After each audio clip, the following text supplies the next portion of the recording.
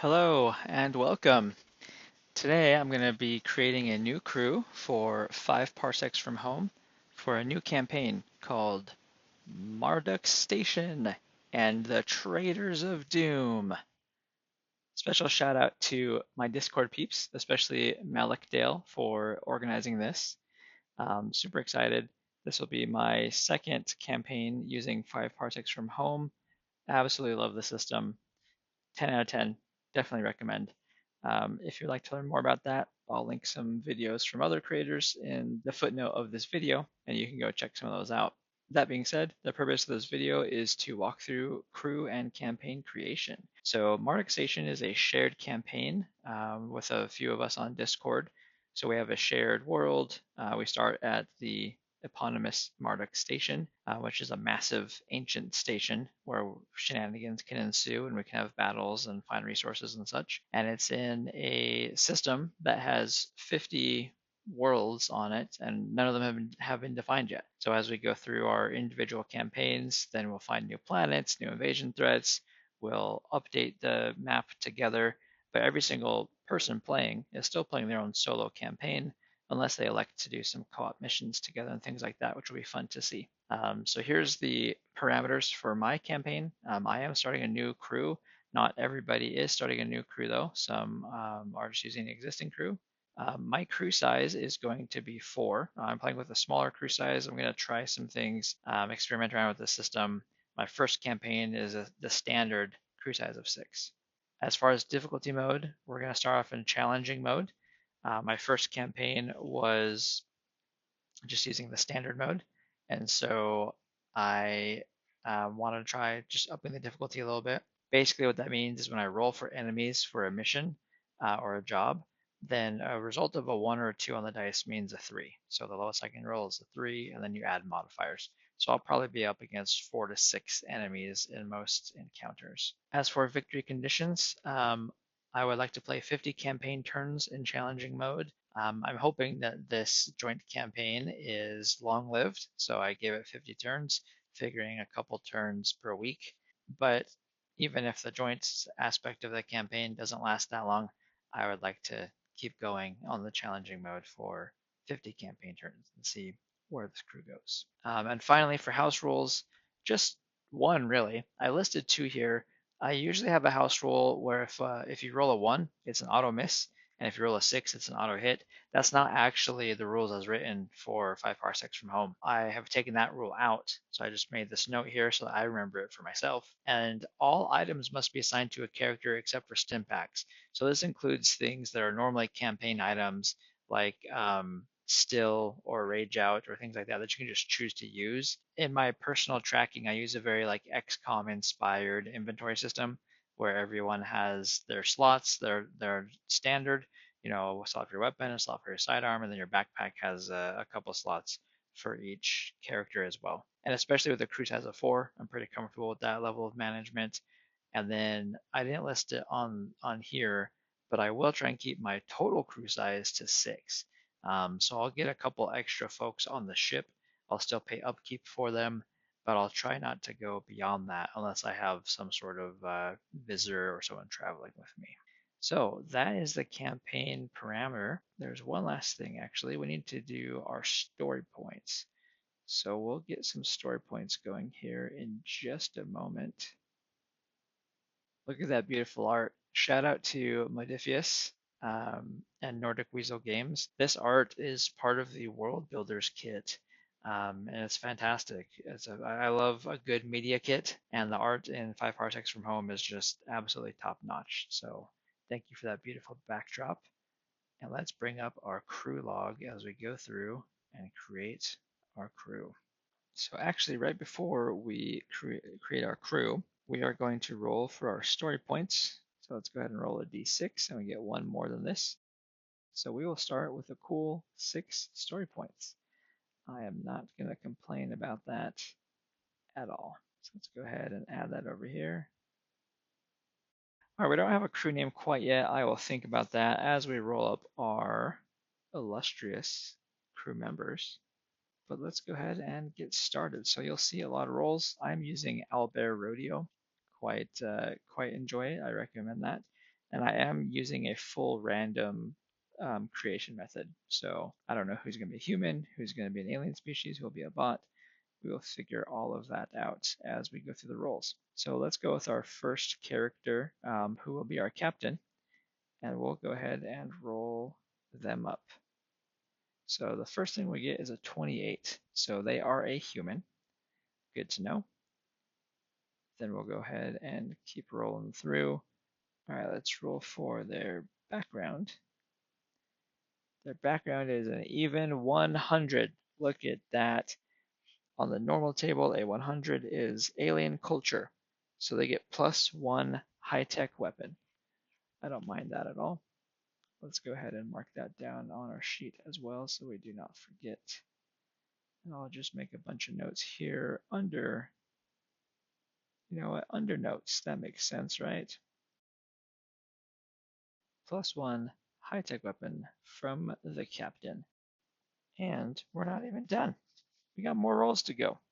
All right, let's go ahead and roll for our captain's class. Our captain's class is gonna be a 59. What's a 59? It's a ganger, one off of petty criminal. All right, so they're gonna get +1 reaction and +1 low-tech weapon. Our captain is rolling up and he's just like, I've got all the guns. High-tech weapon, military weapon, low-tech weapon. I got you covered, and I used to be in a gang. Represent. So let's go ahead and note all of that down as well. Class ganger. And I think he gets a reaction increase from ganger, right? Yeah, +1 to reactions. So his reactions go up to 2. Yes, please.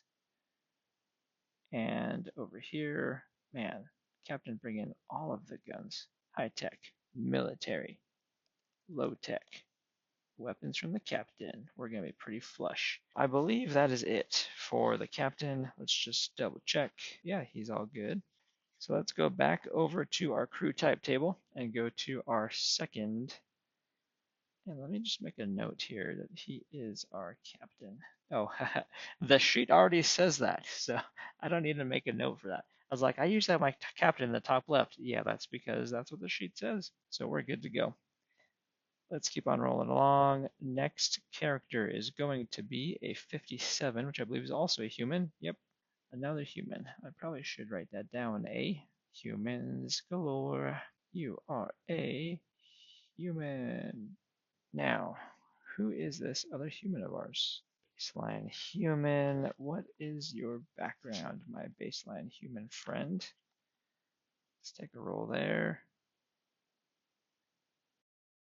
They are a 23 background, which is a space station background.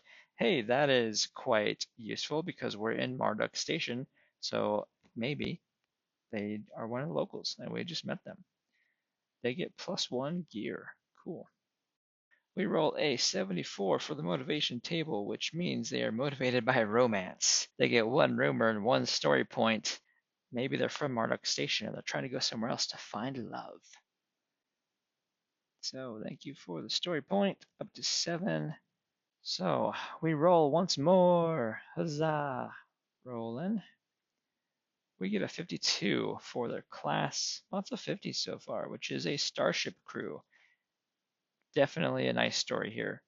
We have a starship and we've just come into Marduk Station, and maybe we only had 3 people with us and we needed someone who could work a starship. So, you know, maybe our last person deserted or some ill befell them. We come to Marduk and we find crew 2 who's looking for romance and to get off of Marduk Station. Or maybe they just found romance on our ship and said, that's a pretty cool ship. I have a good feeling. They get +1 savvy because they are a starship crew. All right, so that is our second crewman rolled. So let's go back to the race and crew type table and roll a D100 there, and we get a 73. That is not a human.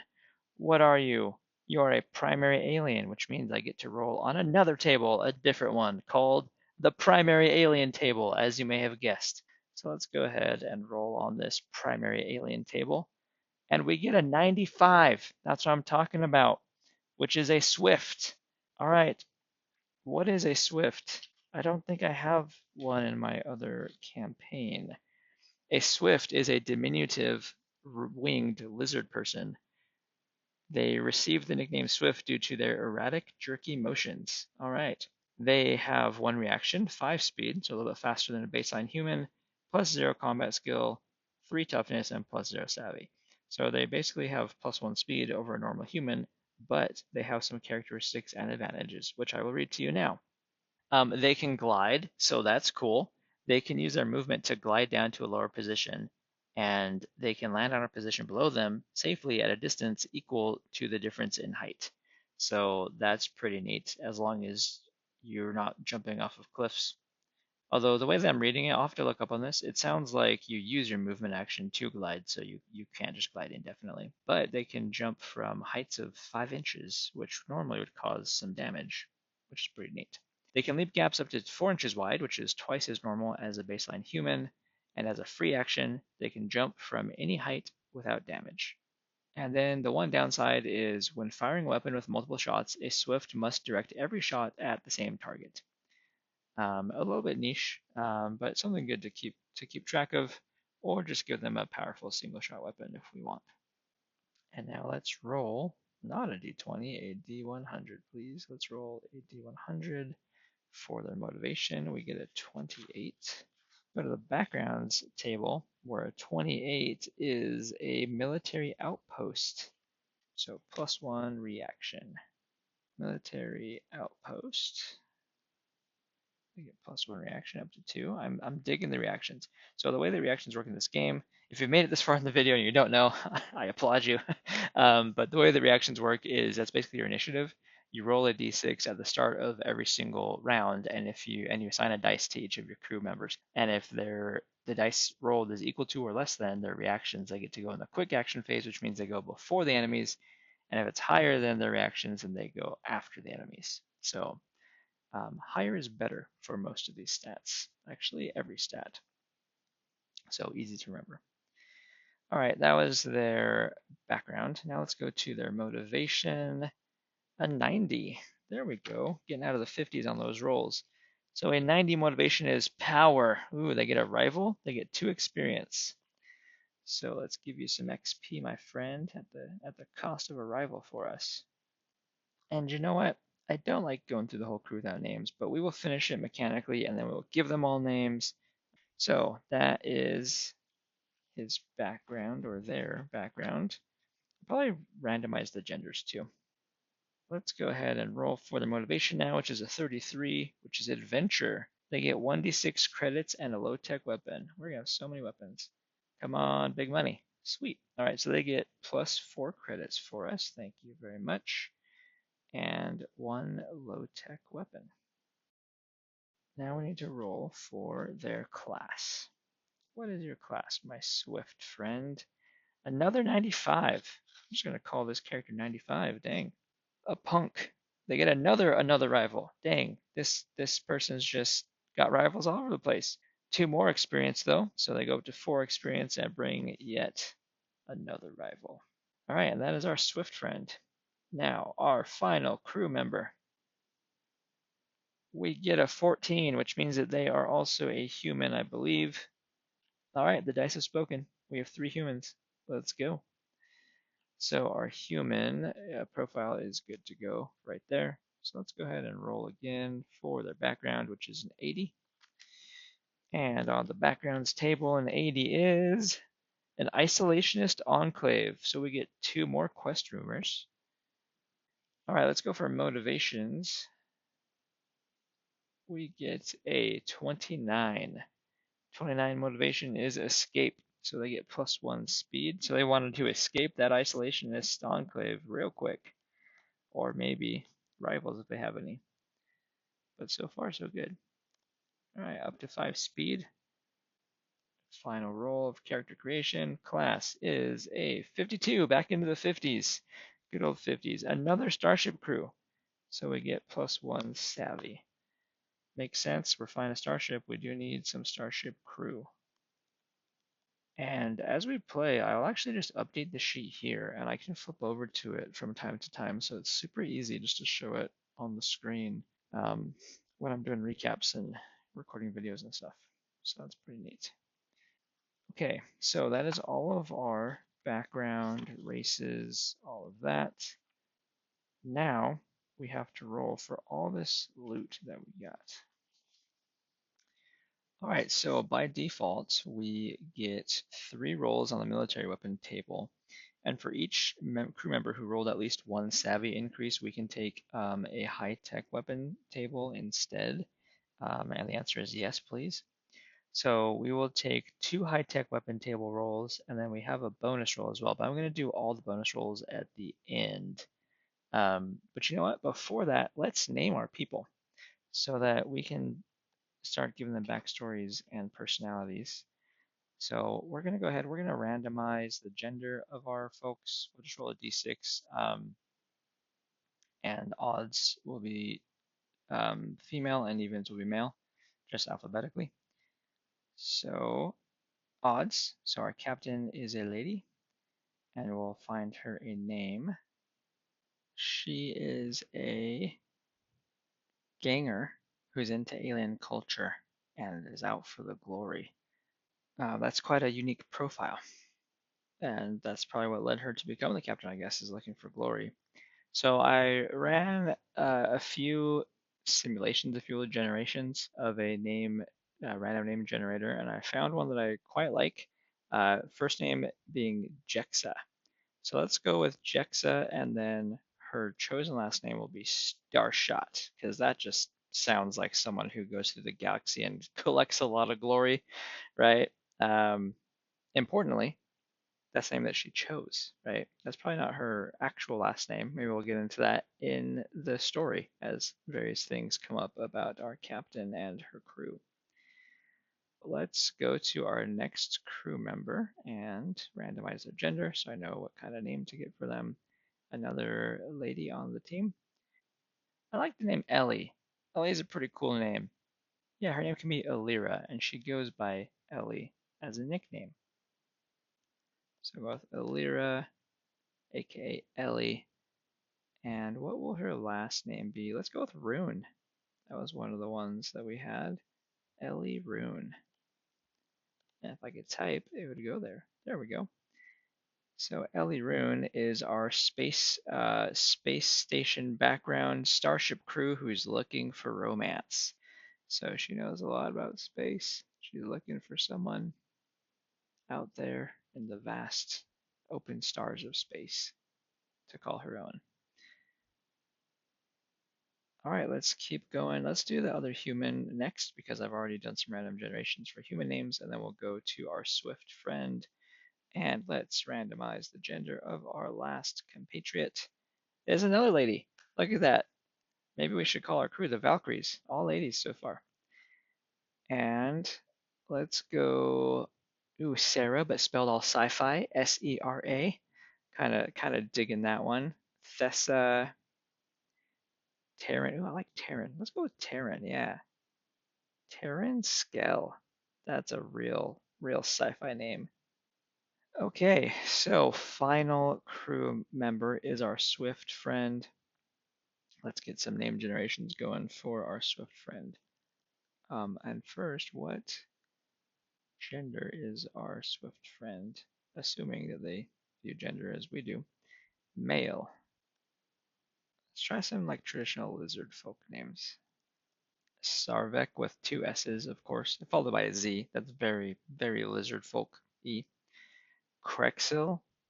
Do like that name quite a bit, actually. Krexil. We can even give it like an accent to be more lizardy. Krexil. Nice. All right, now we need to roll for some gear. So we get 1 roll on the military weapon table, harkening back to a few minutes ago. We actually get 3 rolls on the military weapon table normally. But since we have 2 of our crew members who got a savvy increase, we can choose to have these rolls on the high-tech weapon table instead, and we definitely decide to do that. So let's do our military table first, and then I'll go to the other tables.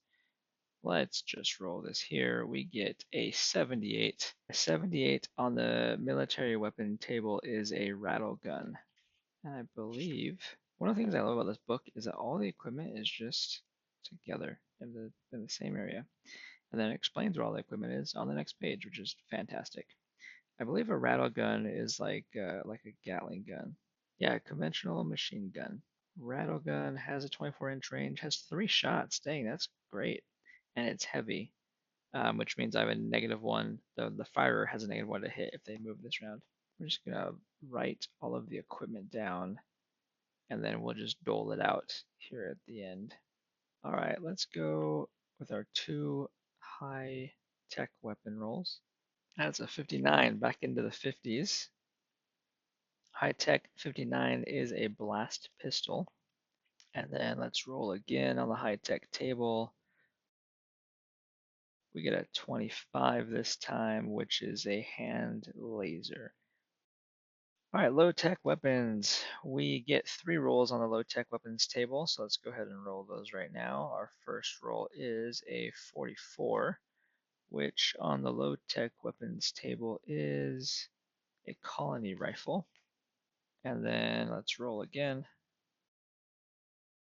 And we get a 27, which is a scrap pistol. All the pistols. Although we do have that rattle gun, so I'm not going to complain too much. It could be a lot worse, even if we roll garbage the rest of the way. Then we get an 89, which is going to be a blade. I was going to say so close to a brutal melee weapon, but not really. It's like 7 off. All right, so then we get a blade. Now, still on the default rolls, we get 1 roll on the gear table. So let's go ahead and roll that. Gear table is a 2. Thank you, gear table. That is an assault blade. It's a gun mod. It's basically a fancy bayonet. The weapon gains the melee trait damage +1 and wins combat on a draw. Non-pistol only. That's giving me kind of a funny image. I could like put an assault blade on my rattle gun. Just like this behemoth of a gun. Or just, yeah, ramming it into people. Funny. All right, so we got an assault blade, and then let's roll again. And this will be for our gadget table. That is a 6, single digits all the way here. We got an analyzer. All right, an analyzer is an onboard item on our ship, I believe. We get +1 when rolling to see if rumors result in a quest, and when rolling for quest resolution. So we are effectively going to be rolling a 4 and under for our first quest. So we have a really good chance of getting a quest on our first turn. Bookmark this because when we recap the first turn, I bet you we're not gonna get it. That's just how the dice roll sometimes. But yeah, we got an analyzer, so that's cool. Okay, and then we get 1 credit per crewman, I think. Yes. So we get +4 credits. We have 8 total credits, which is not the worst, especially on a crew of 4. All right, so we have 8 credits, 2 rivals, 3 quest rumors, and 7 story points to begin. Now let's do all those bonus rolls that we got. So just to recap, that's going to be these rolls over here on the left. So 1 more low tech, high tech, and military weapon from our captain, 1 more gear from Ellie, and then 1 more low tech from Krexil. So let's do the 2 low techs together. Low tech number 1 is a 71, which is a shotgun. Ooh, I do like shotguns. And low tech number 2 is a 23, which is another pistol, I think. Yeah. So we have scrap pistol times 2 and a shotgun. I do love me a good shotgun. All right, and then let's go to the military table. That's going to be an 83, boss, which is going to be a boarding saber. So close to another rattle gun. Our last one on the high tech table is going to be a 48, which is an infantry laser. So yeah, we've got some pretty good weapons for everybody now. Infantry laser. We'll gear up here in just a minute with everybody's kind of default weapons. I'm thinking that we give either the infantry laser or the shotgun to Jexa because those came from her rolls, as well as the blade. Oh, sorry, the shotgun came from the extra roll from Krexel, I believe. A flying lizard man with a shotgun is pretty cool. Alright, yeah, let's do that. I know that in the rules you don't have to follow where they all went, but I think it's pretty cool, pretty thematic. And then I can give the blade to Jexa as well. I'm feeling Terran having the rattle gun. I guess we do need someone who has a longer range, so we'll give Ellie the colony rifle. I kind of am really digging how our weapon allotment came to came to be. We've got a couple of longer range weapons, a rattle gun, and then a shorter range shotgun, but they can put two shots into someone.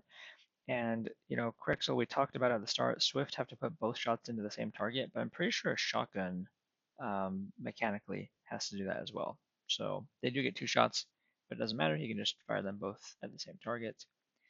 And we'll give Ellie a colony rifle until we get something better for her. Then we've got, I gave Jexa the blade, but that boarding saber I think also came from her extra roll. And let's look at the boarding saber. I think a boarding saber is better, if I remember correctly. Boarding saber, brawl, melee, elegant, and elegant lets you reroll, right? Yes. Whereas a blade is just melee. Okay, so that's that. We have a blast pistol, and there was another pistol, a hand laser that we need to resolve. Who's getting these? All right, a blast pistol has one shot and does one damage, so it's basically just like a better scrap pistol. And I think a hand laser is similar. Yeah, it doesn't have plus one damage. It has better range, but it has snapshot. Yeah, snapshot plus one to hit within 6 inches. Okay, we're gonna give the hand laser to Terran because that gives her a 12-inch sidearm that is accurate. So if she needs to move around and doesn't want to take the penalty on the rattle gun, she can move into position and have her hand laser with a moderate, a respectable range. But if they're close and they're like charging her and she can't use her heavy weapon because she needs to maneuver for whatever reason or get in closer, then she'll get a plus one to hit because of the snapshot on the hand laser. And then we can give Ellie the blast pistol, which has a much shorter range, but her calling rifle has a very long range already. So basically, it's if they're coming up on her, then she has a more punchy sidearm. So I like that combination. All right, I'm liking how all of this is coming together. Now, the last thing I almost forgot is we need another gear as well. So, what is the gear that we got from Ellie? Is that another six? Did I get a six last time? No, I did not. I got a six on the gadget table. So a six is a beam light, which I believe is a weapon mod as well. And a lot of like in a lot of shows and stuff, and in real life too, a lot of people will put like a tactical light on their pistols. Totally doing that. So I'll probably put it on her blast pistol. All right, so that is that. We have these all farmed out as well. We got the blast pistol for Ellie. We have the hand laser for Terran. So what do we not have assigned? Just the two scrap pistols. So I'll give one to both Jexa and Krexel. And that will be that. Perfect allocation of weapons. Scrap pistol. Krexel is basically never going to use that. Probably always be using his shotgun, but he's got it just in case. I guess the use case for him to have the scrap pistol is he can use it in brawls, because a pistol has the pistol trait, surprise, surprise, and that gives them a plus one in brawls. All right, perfect. So the last thing we have to do is roll our ship. We got a 16 for our ship, which is a retired troop transport. Interesting. So we go into 1d6 plus 30 debt, which is actually the second highest debt on the entire table. But it has emergency drives, which means that we reduce the hull damage sustained on our roll if we have to do an emergency takeoff by 3. So kind of good. It does also have the second highest amount of hull of any of these ships, so in fairness, it's worth it. But it's just funny because in my first full campaign, I rolled the retired military patrol ship, which is the most expensive with the most hull. So that's just funny. So we get a retired troop transport. It's going to be 1d6 plus 30 debt. So let's resolve that. We are in 33 debt. So cool. Let's get that copied over from credits, negative credits, if you will. And we have 33 of the debt. And unfortunately, I believe the cutoff for interest rates is 31, and we can't pay it down until the first campaign turn. So we're going to get hit with the double whammy of interest right away. Not cool. Not cool, debt collectors. All right, and I believe that is all. Is there anything else we need to do here? Ship details.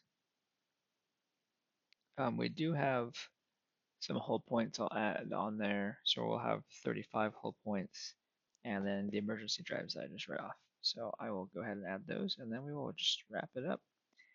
Let's go ahead and take this same guy because our debt is almost the same as our credits. Oh yeah, we need to name our ship too. That is pretty important. All right, what should we name our ship and what should we name our crew? We're gonna name our crew the Valkyries of the Rift because my blog is called Reiga's Rift. Please go read it. And I will have some chronicles of their journeys there, but I'll continue the Rift Runners chronicles mainly on the blog, and then I'll document the campaign stuff here. Larger font size so everyone can see their name for glory, as Jexa would want. And then let's see what kind of name do we want for our ship? You know what? One of the suggestions from the name randomizer was drop frame 7. I kind of like that for the ship. Um, just kind of saying, hey, yeah, this was a retired troop transport. Some of the other ones got kind of like exploded, but this one survived. However, if I kind of like get in the mind of the characters, I don't think that Jexa would just name her ship like Drop Frame 7, right? Like her whole thing is she wants to be known, she wants to gain glory, and she's into alien culture. She's a former gangster herself. So I think that she would know, the power of marketing, the power in a name. So she wants something grand. First thing that comes to mind is something like the Sword of the Stars, but it is a troop transport, so probably should go with something maybe a little bit less direct combat, because this troop transport's not going to be winning any combats against another large ship. Something like the Widowmaker could be it too, but she doesn't really. So here's the in my head canon, like Jexa wants to be famous, but she also wants to be like loved by the populace, right? So Widowmaker is a little more ominous of like, hey, we're gonna kill you. I don't know if the populace would be like, hooray, the Widowmaker is here. You know, what would be really great in a future edition would be a naming table. Just like a section with a list of naming tables, and you could even have a section for like Swift or Keyren or anything like that. That'd be really interesting. After a little bit back and forth, we're going to go with the Solar Pathfinder. And I think in Jex's mind, the ship, or at least the current iteration of the ship, is not like the final ship that she'll have. Like eventually she'd like to get a more fancy one. However, the Solar Pathfinder is, it's not a name that's going to evoke terror. It's just kind of like, oh, that's Jex's ship. It's the Solar Pathfinder, right? Just like before the Millennium Falcon was famous, it probably wasn't a name that people already thought about, or like the Enterprise, things like that. Like these are names that were earned, right? Just think of them, be like, oh yeah, that's a famous ship's name. The Black Pearl, right? All these famous ships. So next time, our Valkyries of the Rift will take flight on their ship, the Solar Pathfinder, which is a retired troop transport. So it's very spacious for the four of them, and they will arrive at Marduk Station, and we will see what shenanigans befall them there. Well, I hope you've enjoyed watching. I'm Reiga. I appreciate your viewership, and I will see you in the stars.